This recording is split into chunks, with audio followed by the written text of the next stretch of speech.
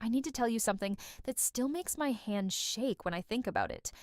My husband and his family planned my funeral while I was still alive, dividing up my money and my things like I was already in the ground. But the joke was on them, because I wasn't dying at all. My name is Celia, and I live in Boston. Well, I used to live there with my husband, Jared. We had what everyone called the perfect life. Big house in Brookline, good jobs, fancy vacations. His parents were always around, Sunday dinners, holidays together. The kind of family I never had growing up bouncing between foster homes. I thought I'd finally found where I belonged. Then came the pain. Sharp, brutal, doubling me over in the middle of meetings. I went to the hospital thinking appendicitis, maybe an ulcer. The doctor did scans, ran tests, and then asked Jared to come into the room. That's when I knew it was bad. They never ask your husband to come in for good news. She said the word that stops time. Cancer. Pancreatic cancer, advanced stage. The kind where they don't talk about beating it, they talk about time. How much time? Maybe a year if I was lucky. Everything went white. I remember Jared's hand going limp in mine. I remember thinking about all the things I'd never do, places I'd never see. And I remember, even through the terror, noticing something strange. The way Jared pulled his hand away, the way he couldn't look at me.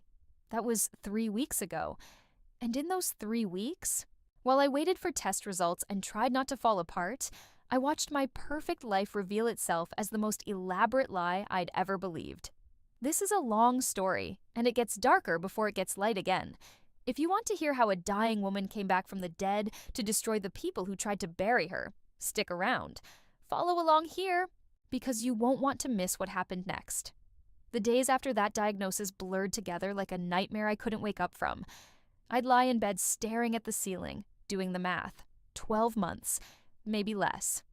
Wondering if I'd see next Christmas, my next birthday, next spring. But Jared wasn't there to hold me through it. He'd come home late, say he was working. He'd sit across from me at dinner with this distant look, like he was already somewhere else. When I'd reach for his hand, he'd find a reason to move away, get a drink, check his phone, anything but touch me. I told myself he was processing, that everyone handles fear differently, that he needed space to come to terms with losing me. I made excuses because the alternative was too horrible to consider. Then his parents started coming around more. Patricia and Graham, with their concerned faces and hushed voices. They'd show up unannounced, let themselves in with the key we'd given them years ago. I'd walk into the kitchen and find the three of them huddled together, conversation stopping dead the second I appeared. Patricia would rush over, grab my hands, ask how I was feeling with these big, worried eyes. But something felt off. The concern seemed rehearsed, like she was performing worry rather than feeling it. And Graham, he'd just nod silently, watching me with this calculating expression I'd never noticed before. One afternoon, I came home early from a doctor's appointment. I'd texted Jared that I was staying for more tests, but they'd finished early. I walked in to find all three of them at our dining room table, papers spread everywhere. They scrambled when they saw me. Patricia literally swept documents into her purse. Jared jumped up so fast he knocked his chair over, trying to block my view of the table. I asked what they were doing. Jared said they were just helping him organize some paperwork. Work stuff. Nothing important. But I saw what was on top of the pile before Patricia grabbed it. It was our mortgage statement and a list of my investment accounts. Account numbers, balances, everything. My stomach dropped, but I smiled, said I was tired and going to lie down. Walked upstairs on shaking legs and closed the bedroom door. Pressed my ear against it and heard them start talking again. Quieter now. I couldn't make out words, just the urgent tone, the quick, clipped way people talk when they're planning something they don't want discovered.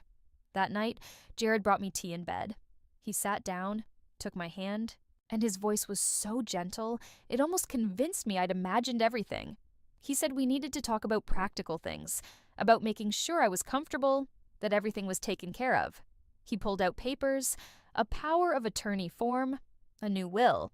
He'd already filled in most of it, just needed my signature. He said it was just to make things easier, so I wouldn't have to worry about bills and accounts if I got too sick, so he could handle everything. The papers were detailed. They'd give him complete control of my accounts, my retirement funds, my stock portfolio. The will left everything to him, the house, the cars, all of it. There was nothing for anyone else because, as he reminded me, I didn't really have anyone else. He pushed a pen toward me, said we should take care of it now, while I still felt strong enough. I looked at him, really looked at him. At this man I'd loved for 7 years, who'd promised to love me in sickness and in health. And I saw a stranger looking back, someone who couldn't quite hide the impatience in his eyes, the way he kept glancing at the papers, eager for me to sign. I told him I needed time to read through everything, that I was too tired tonight. His jaw tightened just for a second before the gentle mask slipped back on. He said, of course, no pressure, whenever I was ready. But I saw it, that flash of frustration, and I knew with absolute certainty that something was very, very wrong. That was 5 days ago. Tomorrow I go back to the hospital for a 2-day observation stay. More tests, more monitoring. Jared said he'd take me in the morning. And tonight, while I pretended to sleep, I heard him on the phone in his office. The door wasn't quite closed. I couldn't hear everything, but I caught enough. He was talking to his mother, telling her I was being difficult about the papers, but not to worry. Once I was in the hospital and scared enough, he'd get me to sign everything. Jared dropped me off at the hospital the next morning and said he'd be back that evening. He kissed my forehead, told me to rest, and I watched him walk away without looking back once. The first day dragged. Tests, scans, doctors asking the same questions over and over. I kept checking my phone, waiting for Jared to call or text. Nothing. By nightfall, I tried calling him. It went straight to voicemail. I told myself his phone died, that he was busy, that he'd show up soon. He never came. I barely slept that night, kept staring at my phone, watching messages from friends asking how I was doing. But nothing from my husband, nothing from the man who was supposed to be my partner through this nightmare. The next morning, a nurse came in. Karen was her name, maybe 50 years old, with kind eyes and silver-streaked hair pulled back in a bun. She was carrying my phone, which I'd left on the bedside table when they took me for an early scan. She closed the door behind her, sat down in the chair next to my bed, and the look on her face made my heart start pounding. She said she didn't want to overstep, that it wasn't her place, but my phone had been buzzing constantly for the past hour. She'd glanced at it to see if it was an emergency, if she should try to reach someone for me, and she'd seen the messages lighting up the lock screen. She handed me the phone, and her hand was shaking slightly. She told me she was sorry, but I needed to see this. The messages were from a family group chat. Patricia had been sending them to Jared, Graham, even Jared's sister Madison, who lived in California. And because I was in the group, they were coming to my phone too. They must have forgotten I'd see them. Or maybe they thought I was too sick to check. The first message stopped my breath. Patricia had written that she'd spoken to someone named Warren about my will, that they needed to make sure the house went back to the family before it was too late, since Graham had helped with the down payment. Except that was a lie. I'd paid for the entire down payment myself with money from my biological mother's life insurance policy, the only inheritance I'd ever received. The next message was worse. Patricia saying that if I died without a will, Jared would inherit everything automatically as my spouse, but it would be better if I made one voluntarily, leaving everything to him before I got too weak to think clearly. Then Graham chimed in, asking if Jared had gotten me to sign the power of attorney yet, saying they needed access to my account soon to start transferring assets, to make sure the tax situation was handled properly. I scrolled up with trembling fingers. There were dozens of messages, days of them, all while I'd been falling apart, terrified of dying. Madison had sent a message asking about funeral arrangements. Patricia responded that she'd found a package at Hillside Memorial. Simple and affordable, she wrote. No need to spend much considering I didn't have any family to please.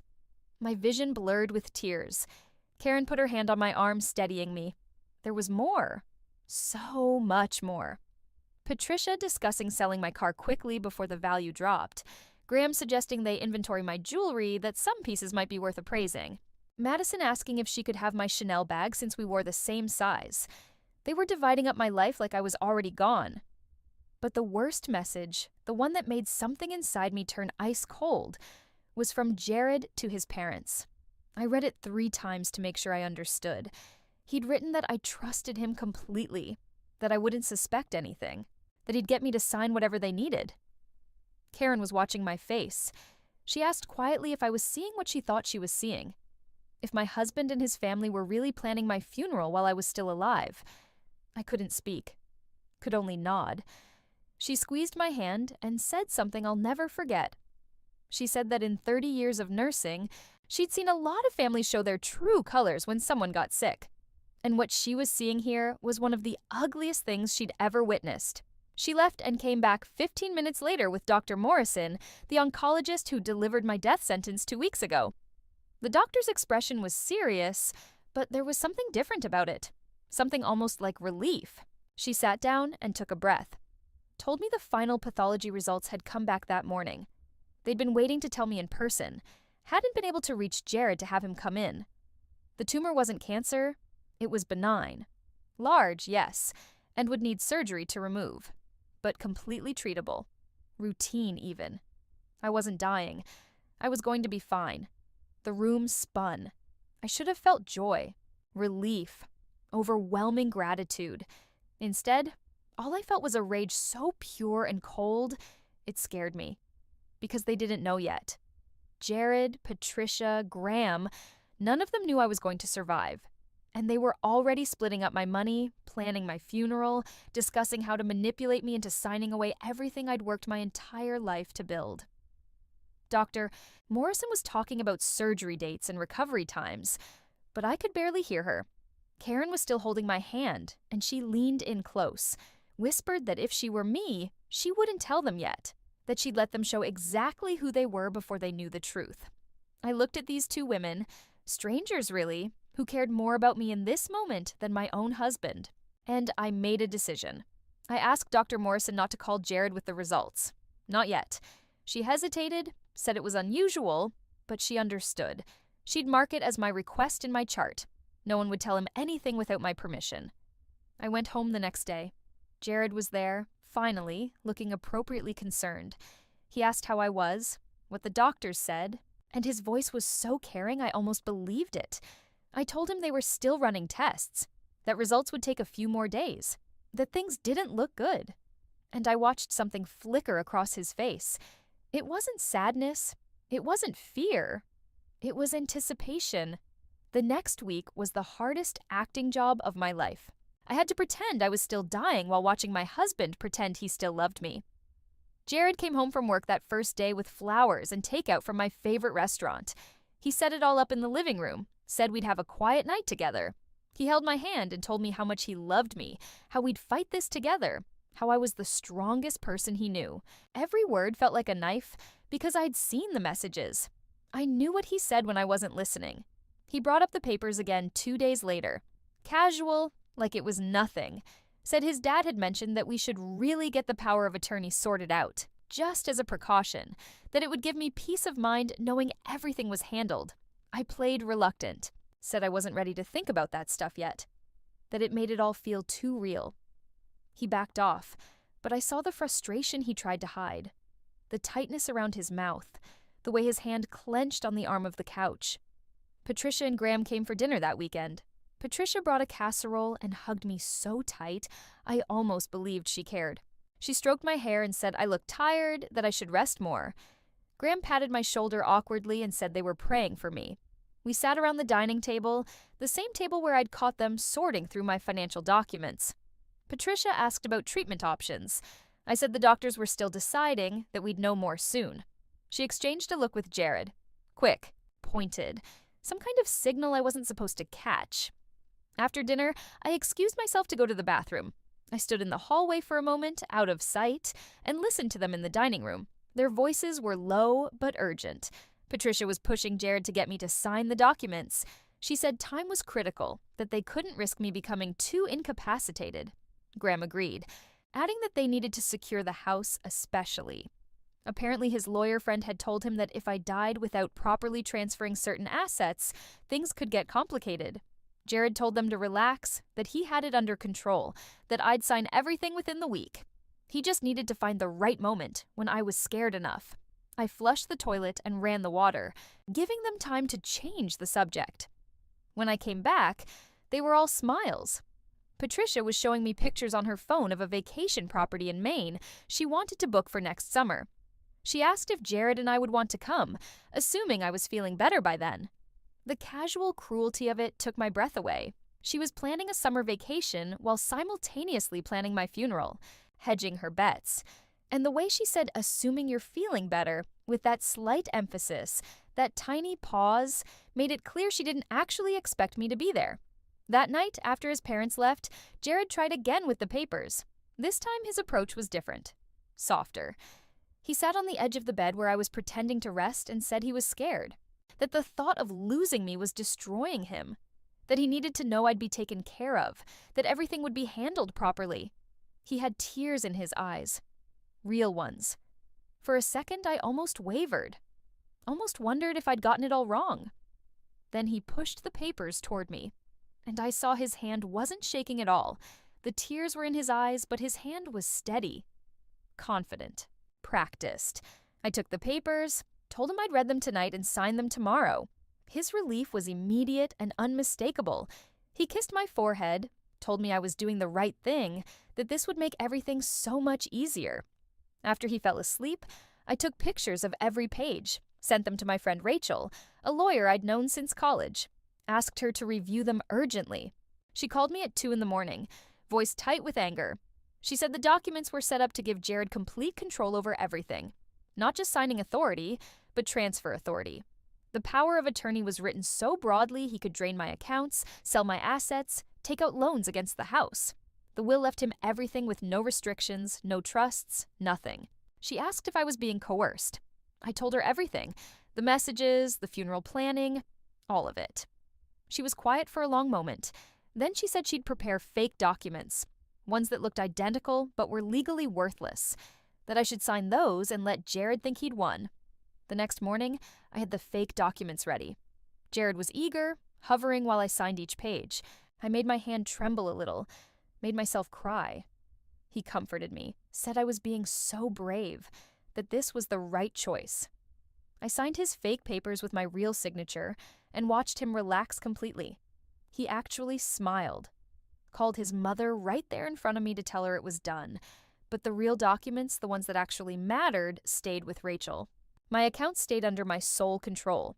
My will remained unchanged, leaving everything to charity with a small bequest to Karen, the nurse who'd saved me. Jared thought he'd won. He had no idea the game had just begun. 3 days later, Patricia called and asked if she and Graham could come over for a family meeting. Said there were some things we all needed to discuss together. Her voice had this bright, relieved quality, almost celebratory. I knew what was coming. They thought they had me locked down now, thought they could start making their real plans out loud. I told her that sounded good, that actually I had some things I wanted to discuss too. I suggested we make it a dinner party, that I wanted to do something nice, maybe invite a few friends, have one last good night before things got harder. She hesitated, said maybe it should be just family. But I insisted, said it would mean a lot to me, that I wanted to be surrounded by people I loved. She finally agreed. We set it for Saturday night, 5 days away. That gave me 5 days to set the trap, 5 days to gather everyone I needed, 5 days to prepare for the moment I'd watch them plan my death and decided to come back to life in the most spectacular way possible. Jared came home that night whistling, actually whistling. He'd stopped at the store and bought expensive wine, good steaks. He cooked dinner for me, something he hadn't done in months. He was in the best mood I'd seen since before the diagnosis. He thought he'd won everything. He had no idea he'd just signed his own ending. I had 5 days to prepare, and I wasn't going to waste a single hour. The morning after Jared signed the fake documents, I called Rachel and asked her to come over while he was at work. She arrived with her briefcase and a look that said she was ready for war. We sat in my home office, the door locked, and she laid out exactly what we needed to do. First, documentation. Every text message, every email, every piece of evidence that showed what they were planning. She helped me download the entire family group chat history, backed it up in 3 different places.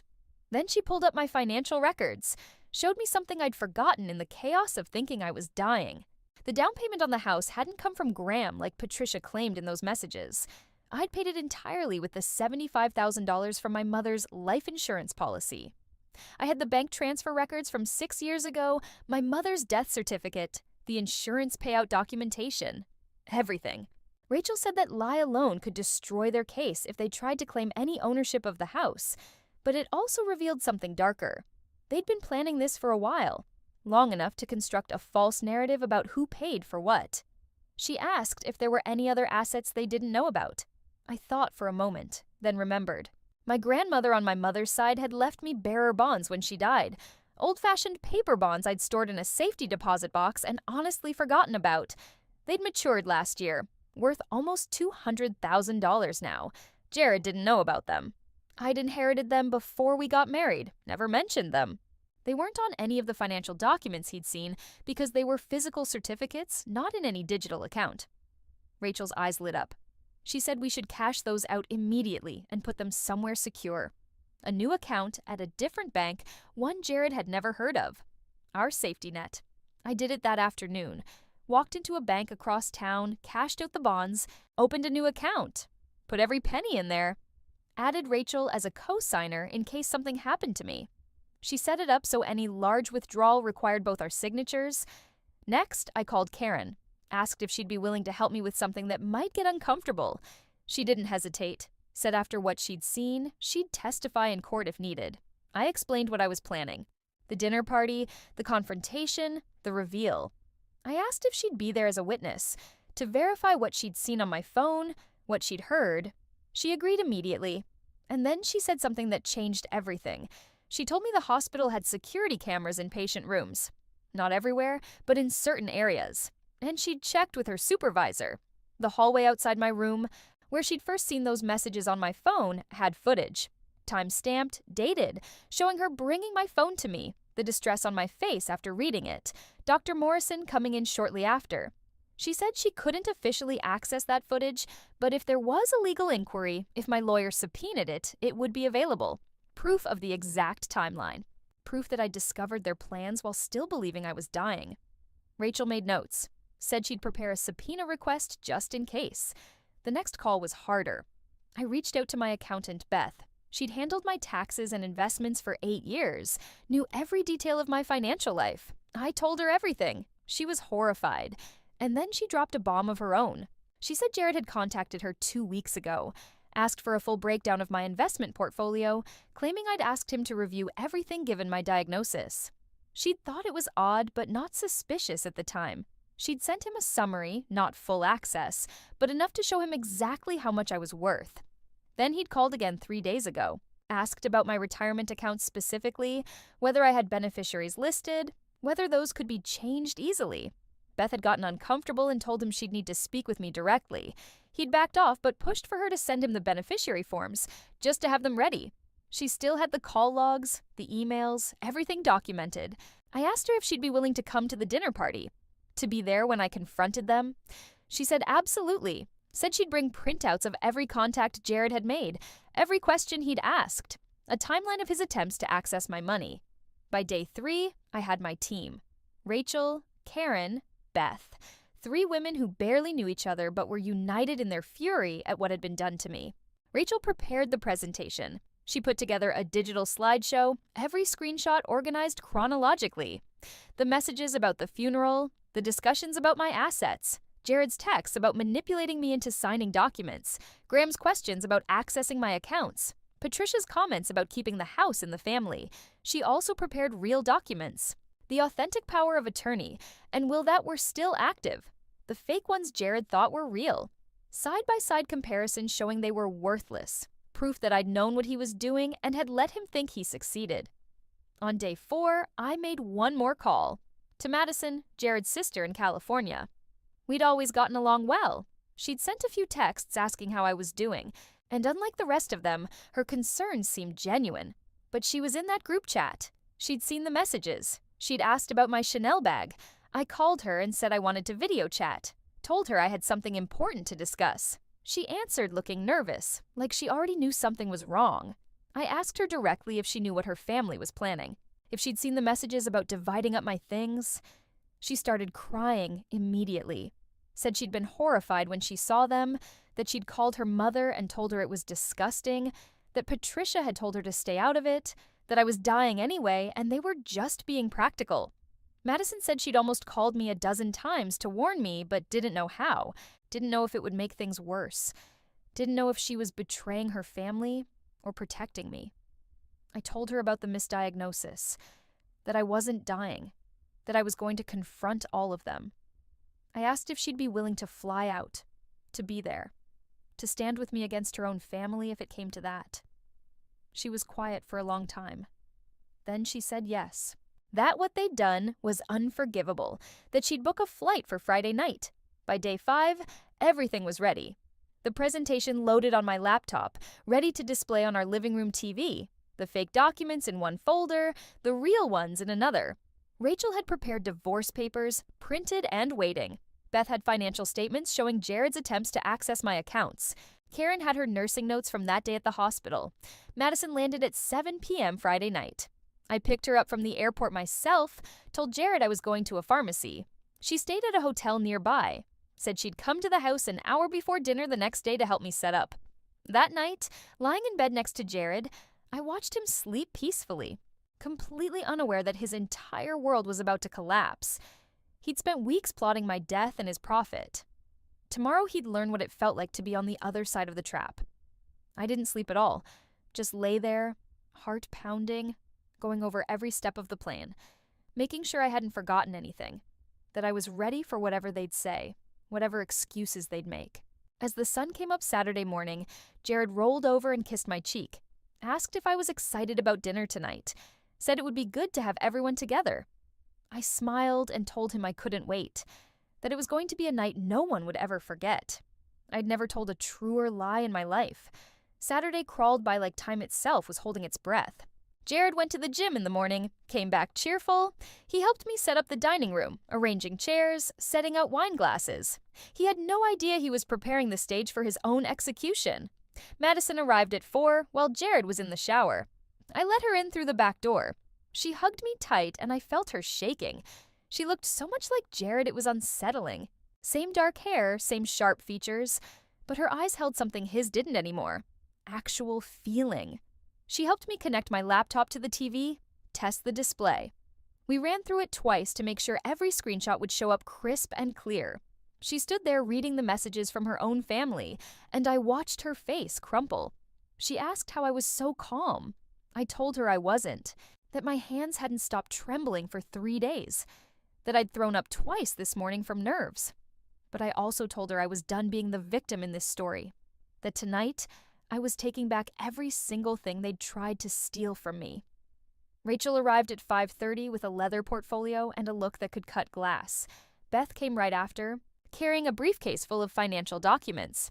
Karen was last, at 6, wearing a simple blue dress and a small gold cross necklace. She squeezed my hand and told me she was proud of me. Jared came downstairs at 6:15 and stopped short seeing all these women in our living room. I introduced them casually. Rachel was a friend from college. Beth helped with my taxes. Karen was the sweet nurse who'd taken such good care of me at the hospital. I said I'd wanted them here tonight, that they'd been such support through everything. He looked confused, but recovered quickly.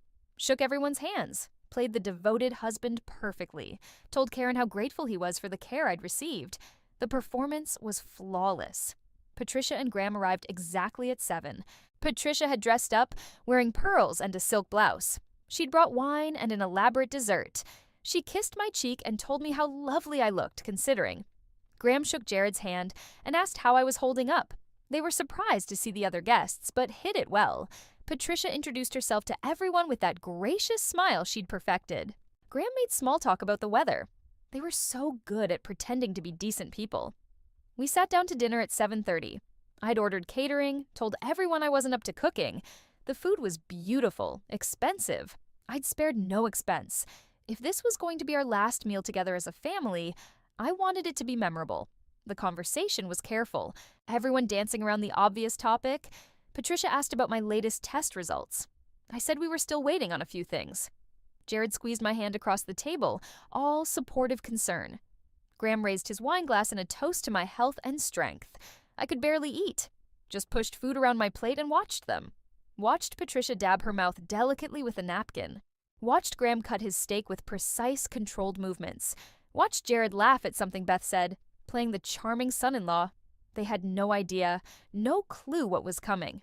After dinner, I stood up, tapped my wine glass to get everyone's attention, said I had an announcement to make, that I'd gathered everyone here tonight for a specific reason. Jared smiled up at me, encouraging. Proud.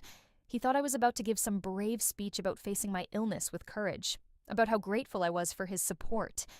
I walked to the TV and picked up the remote, told everyone that I'd learned something important over the past few weeks, that going through something like this shows you who people really are, that it strips away all the pretense and reveals the truth underneath. Patricia nodded sympathetically, said that was so wise of me. That adversity really does show character. I almost laughed. Instead, I turned on the TV. The first screenshot filled the screen. Patricia's message to Jared about talking to Warren about my will, about making sure the house went back to the family. The room went absolutely silent. Patricia's face drained of color. Graham froze with his wine glass halfway to his mouth. Jared's eyes went wide, then immediately angry. I clicked to the next slide. Patricia's message about the funeral, the simple package at Hillside Memorial. No need to spend much since I had no family. Karen shifted in her chair. Beth had her phone out, recording everything. Rachel sat perfectly still, watching them with professional detachment. I kept clicking, message after message, their entire plot laid out in their own words.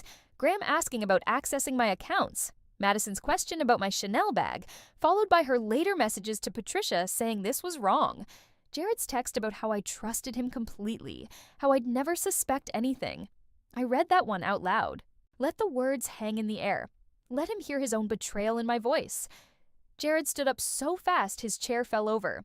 Started saying it wasn't what it looked like, that I was taking things out of context, that they were just preparing for the worst-case scenario, being practical. I clicked to the next slide. Beth's documentation of his calls to her, every question about my accounts, my beneficiaries, my assets, time-stamped, recorded. Patricia tried next. Said they were just trying to help. That planning ahead wasn't a crime. That they were trying to make sure everything would be handled properly if the worst happened. I turned to her, asked her to explain the message about the funeral being simple because I had no family, asked her to explain why discussing selling my car and dividing up my jewelry was helpful preparation. She opened her mouth, closed it, opened it again. No words came out. Graham found his voice, said I had no right to spy on their private conversations, that this was a violation of their privacy, that I should be ashamed of myself for setting them up like this. Rachel stood then, introduced herself properly as my attorney, said that nothing here was illegal surveillance, that they'd sent these messages to a group chat that included me, that I had every legal right to access my own messages, that in fact, what they'd been planning could constitute fraud, elder abuse, and conspiracy to commit theft. Elder abuse was a stretch since I was only 33, but the words still landed like bombs. Madison spoke up from where she'd been standing quietly in the corner, said she'd tried to stop them, that she'd told them this was wrong, that she'd refused to participate. Patricia whirled on her daughter, called her a traitor, said family was supposed to stick together. Madison's voice shook but held firm. Said real family doesn't plan funerals for people who are still alive, doesn't divide up their belongings like they're already dead. I clicked to the final slide. Side-by-side images. The fake documents Jared thought I'd signed, and the real ones that were still active, with a big red stamp across the fakes saying, legally void. Jared's face went from pale to red. He realized then what I'd done, that he'd been played, that while he thought he was manipulating me, I'd been 5 steps ahead the entire time. He exploded, started yelling that I was insane, that I'd tricked them, that this whole thing was entrapment.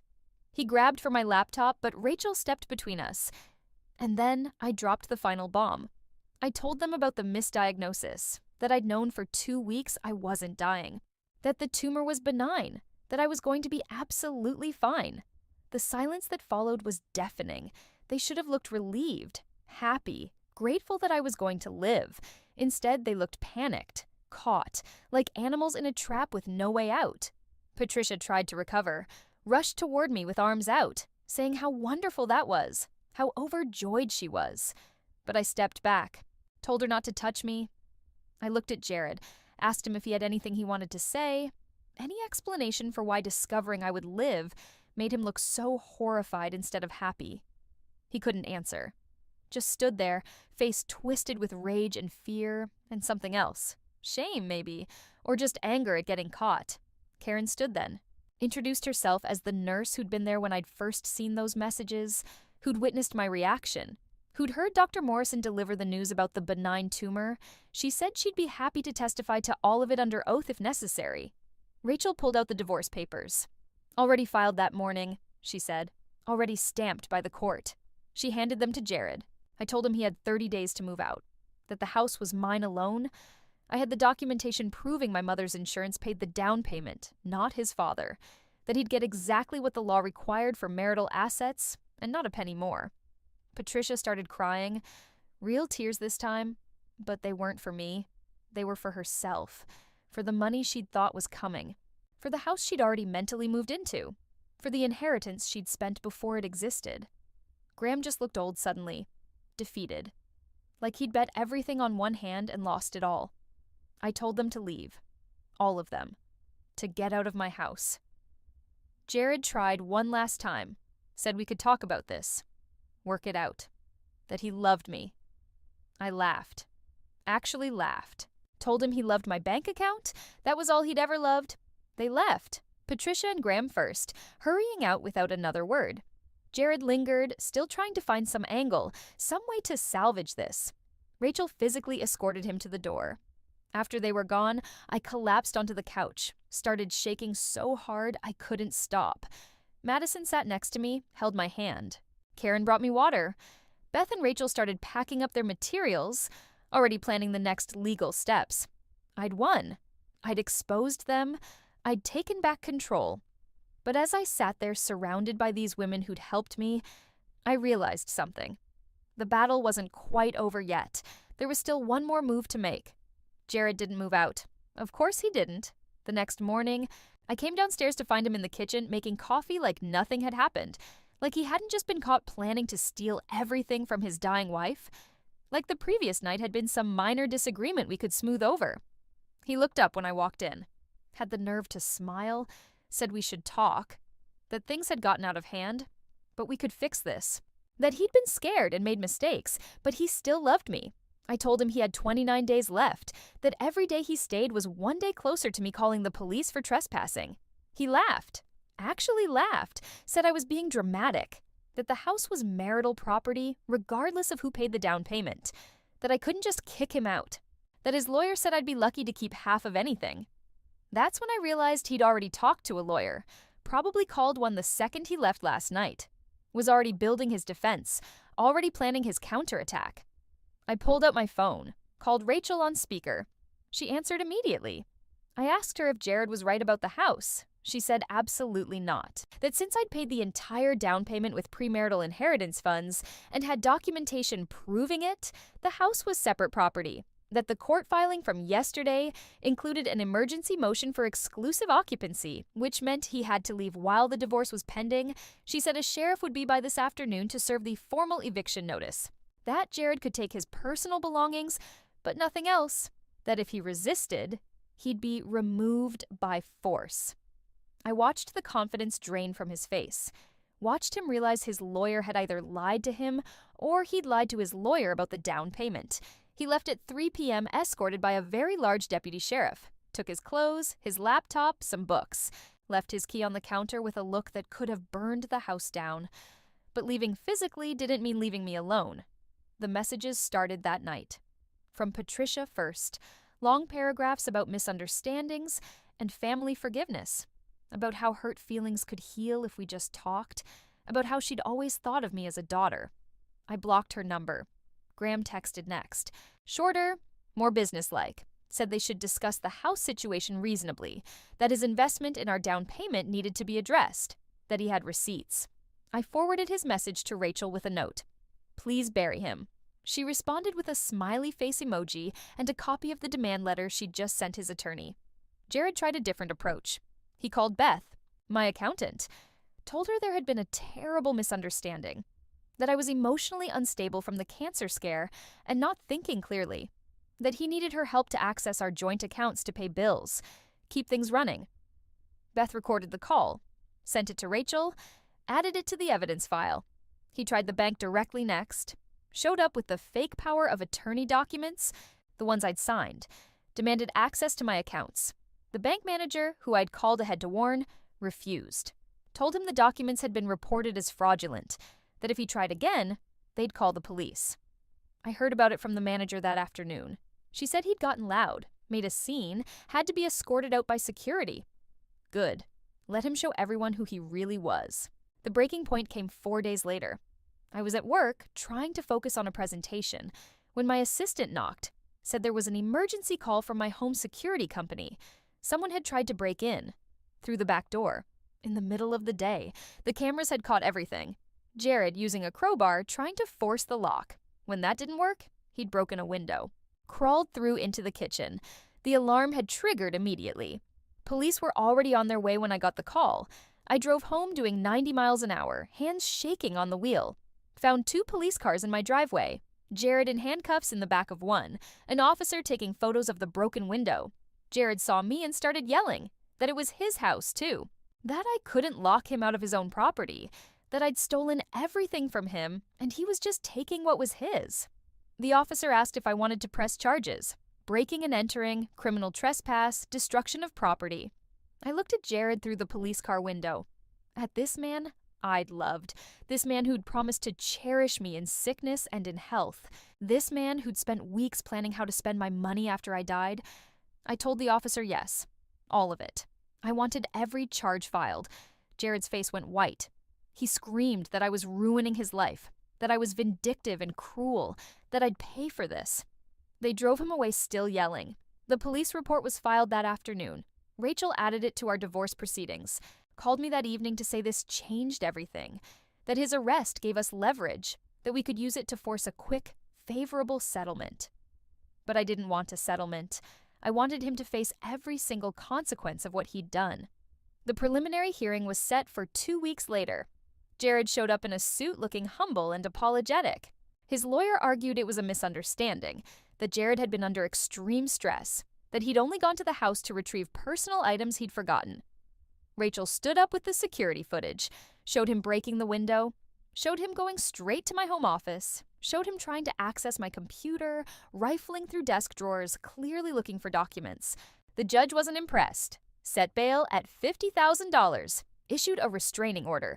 Jared had to stay at least 500 feet from me, the house, and my workplace. Patricia paid his bail. I know because she left me a voicemail afterward. Said I'd gone too far. That having her son arrested was cruel and unnecessary.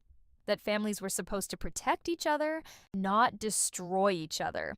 I saved the voicemail, added it to the evidence file. The divorce moved faster after that. Jared's criminal charges made everything simpler.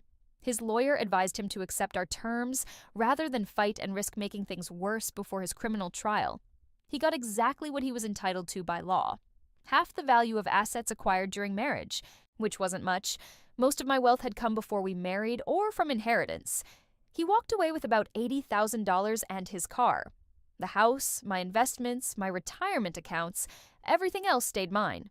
The criminal trial was 3 months later. Jared pleaded no contest to reduce charges, got a year probation, community service, and a permanent record. But the real punishment came from somewhere I didn't expect. His job fired him.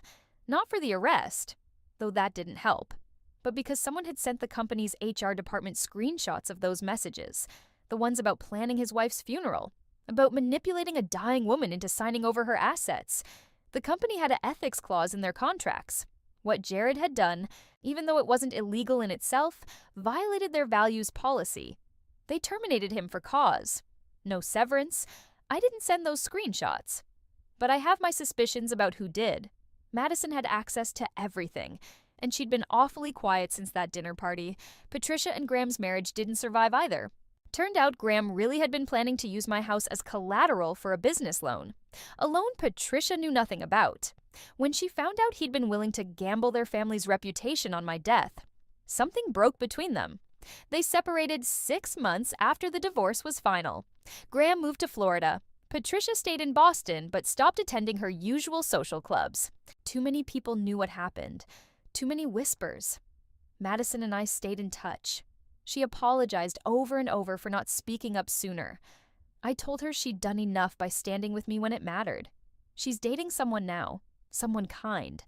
She brings him by sometimes when she visits Boston.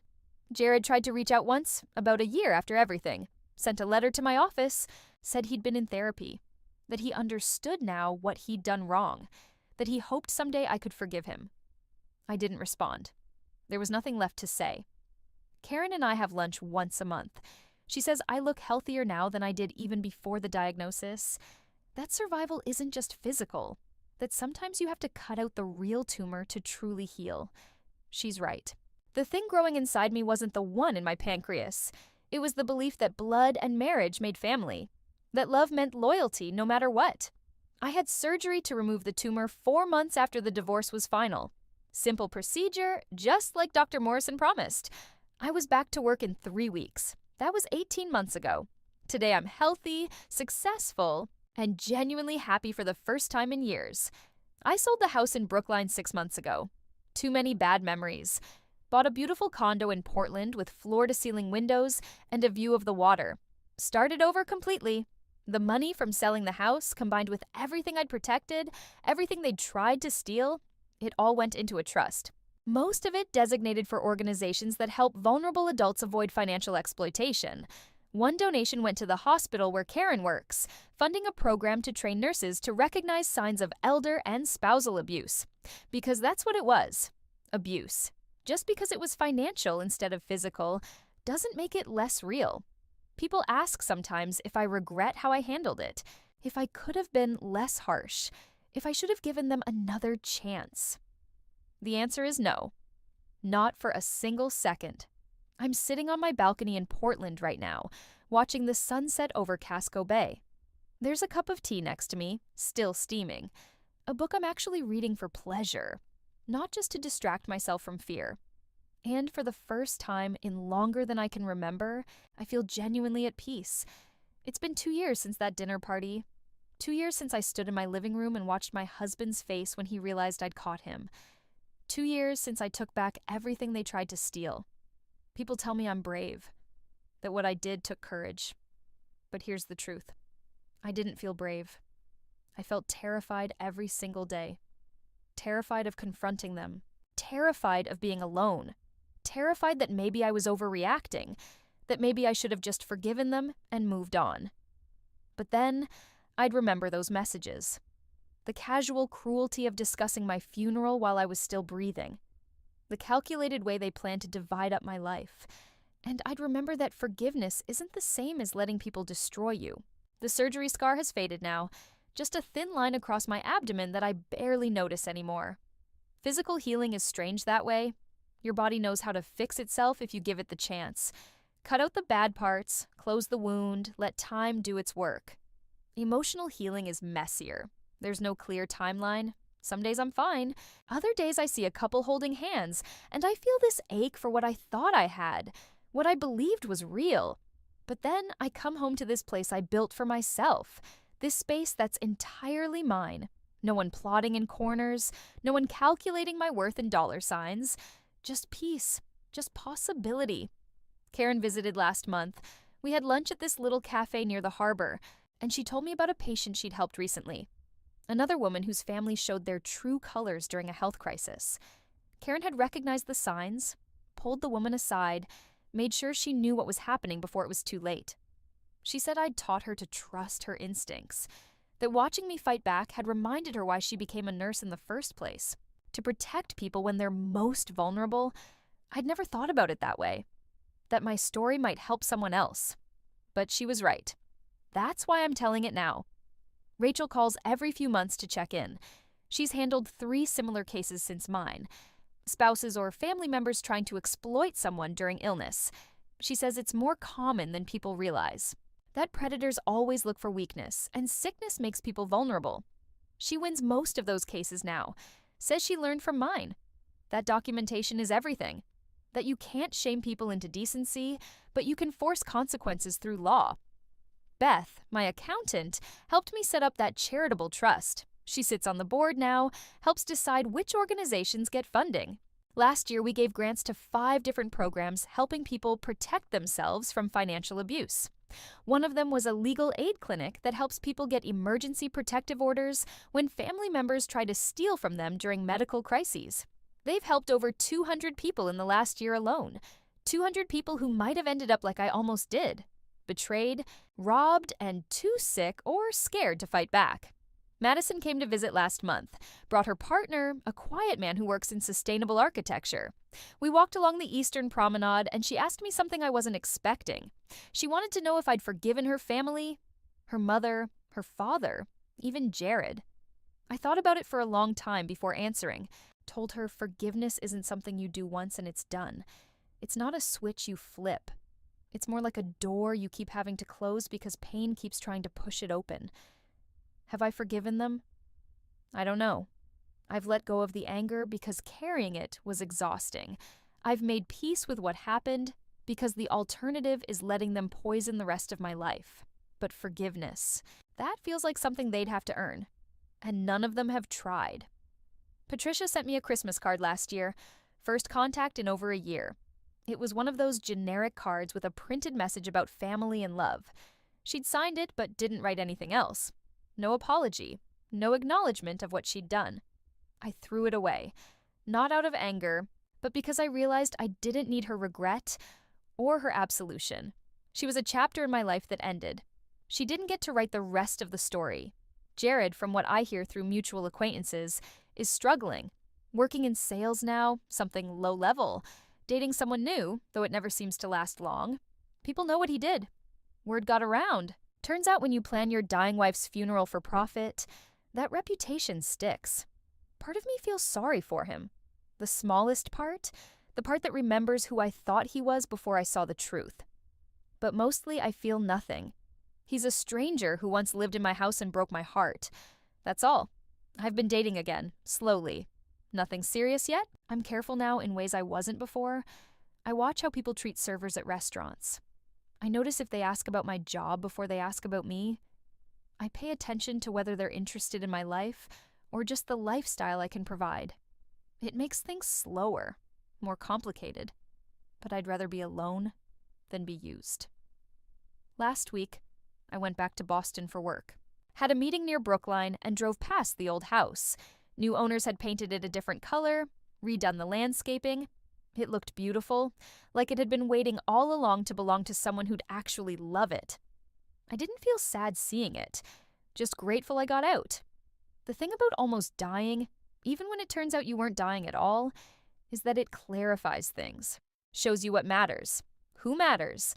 And here's what I learned. The people who matter don't wait until you're gone to show they care.